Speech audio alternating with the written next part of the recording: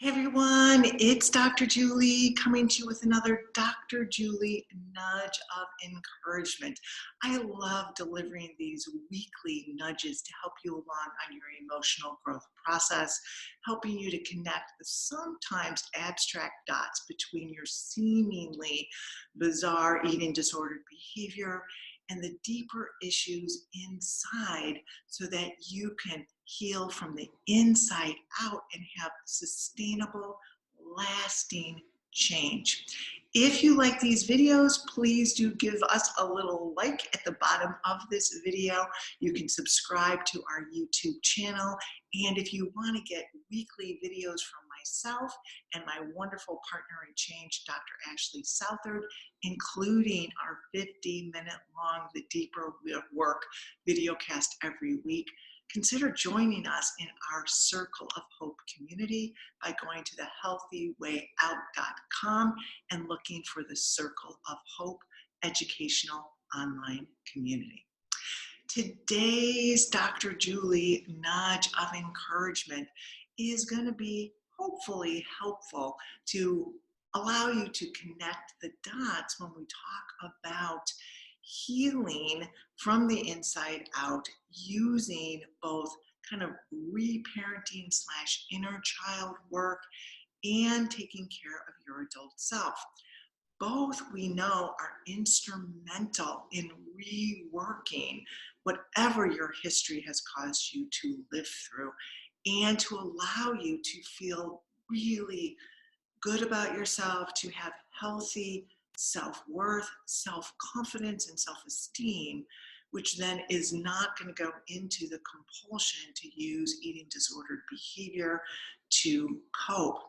Now, as I typically do, I am going to actually share a little bit about my own personal story in the hopes that it will be a poignant illustration of how healing yourself from the inside out actually involves oftentimes both adult self needs and needs that are, believe it or not, sometimes inadvertently and deeply connected to your younger self, your history that might not be healed or resolved, and oftentimes shows up in what we call that little girl or that little boy inside that still has needs that are deficient, unresolved, or untended to.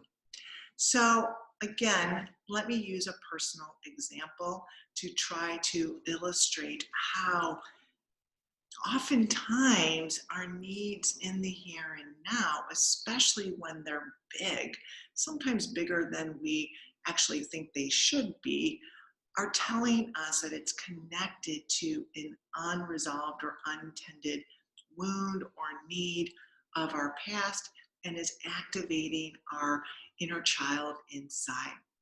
So many of you know that I have recently, over the past year, gone through a divorce after 28 years of marriage and a 30-year relationship that was very, very meaningful. We created a family together. I have two wonderful daughters. But after 30 years together, we simply mutually decided that it was important for us to move on in a different way.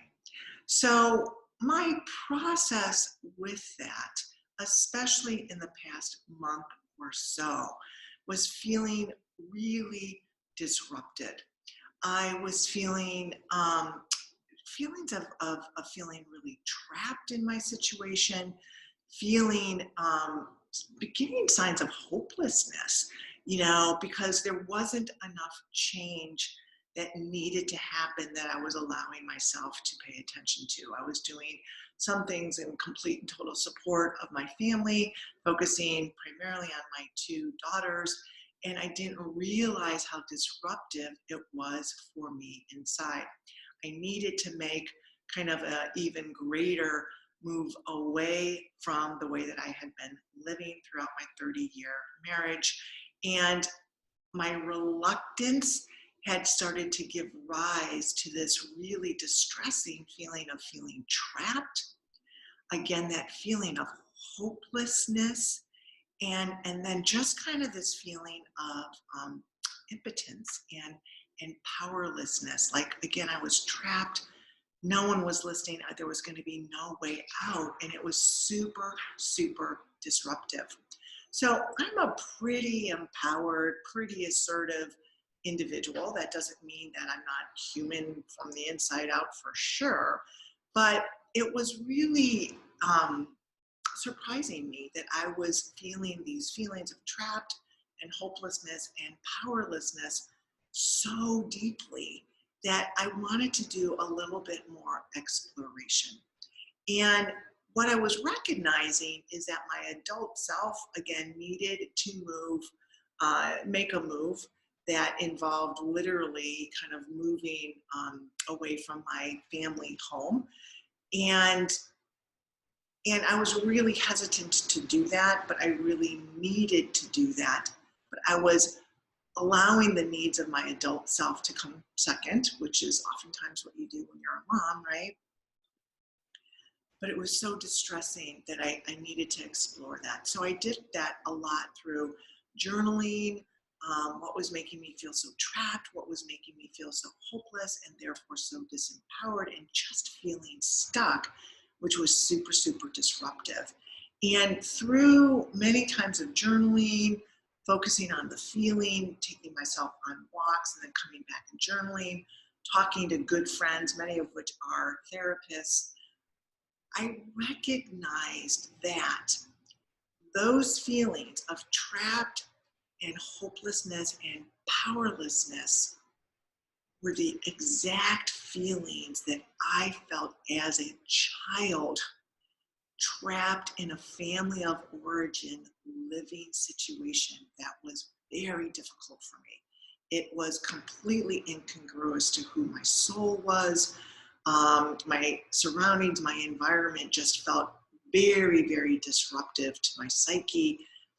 But I didn't feel that I had any ability to get out because I was a kid. This was especially true when I was an adolescent. And lots of things were going on in my family of origin that did not allow me to get out of that situation until I was 17 years old, when I ultimately moved out of my house and actually moved across country. So in some of this exploration, I realized that it wasn't just the adult's need to take action so that I didn't feel trapped and hopeless and powerless, but it actually was a need, a message that I needed to give to my child self that said, I am here for you. I'm not going to leave you.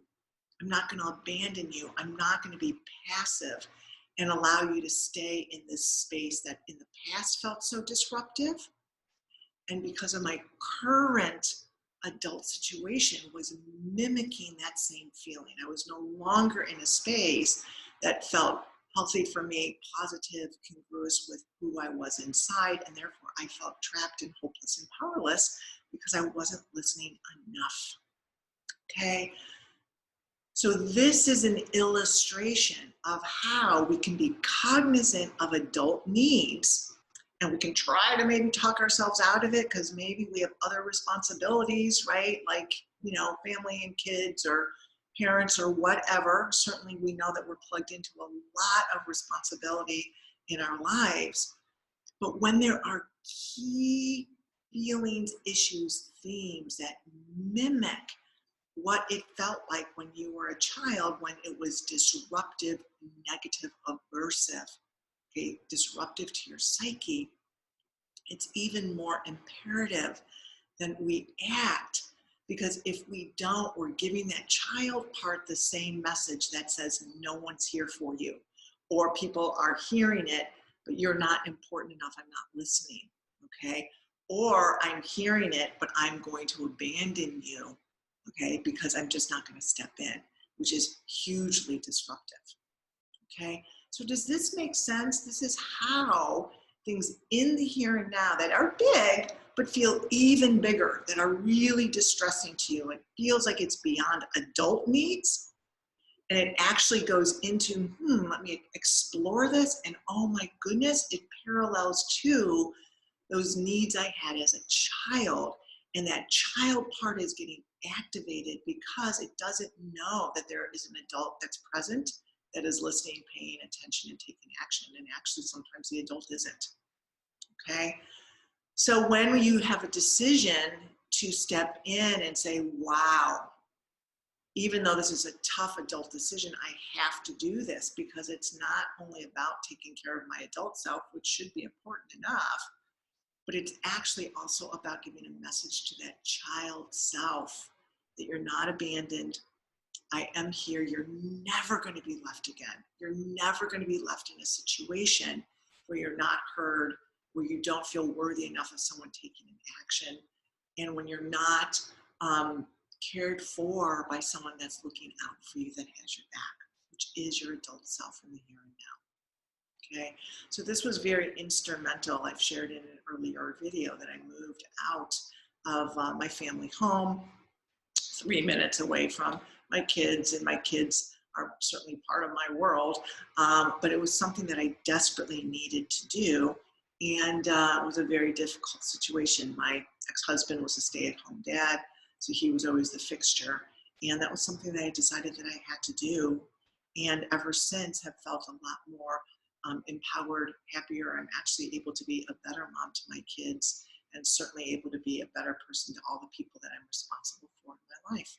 Okay, so this is a very, very, very personal sharing that I am, certainly open to doing, because I hope and I think it's probably going to speak to some really difficult decisions that we are oftentimes facing when we're looking at, do I care for myself, and do I ultimately care for that child inside who desperately needs to know that at this point in life, there is an adult that is looking out for you, okay? So that you're not powerless, you're not out of control, and you don't reach for things like food to make yourself feel better or to numb you when nothing else is working, okay? So connecting the dots between adult needs that might be connected to childhood needs and the absolute need to step in here and honor. This is how we take responsibility for ourselves, how we empower ourselves, and we give our psyche and our child part the message that says, I'm no longer that helpless child, regardless of my past situation. I'm never going to be in that situation again, because now I have an adult that is here and present and is listening and will take action because I value myself. Okay? All right. Healing yourself is not necessarily for the faint of heart. These are tough things. But I promise you that when we do this, you are going to see lots of changes inside of yourself. You're not going to feel depressed. You're not going to feel out of control. You're not going to be compulsively reaching for food. Okay? Because you're taking care of your real needs. You are taking care of your real needs, even though sometimes it's difficult.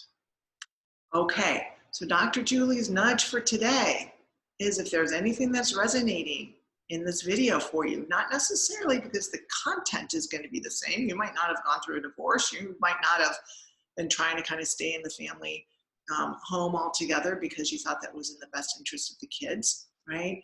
But what is your content? What is your struggle that you've been needing to listen to, that maybe the child or the adult part of you has been screaming out to be heard, that you haven't been, and then maybe you have felt depressed or anxious, or you've been engaged in some sort of compulsive behavior? I encourage you, start listening and start taking action. This is what recovery is all about, okay? Recovery isn't easy, it's possible, and when you do these things, you feel really good from the inside out, okay?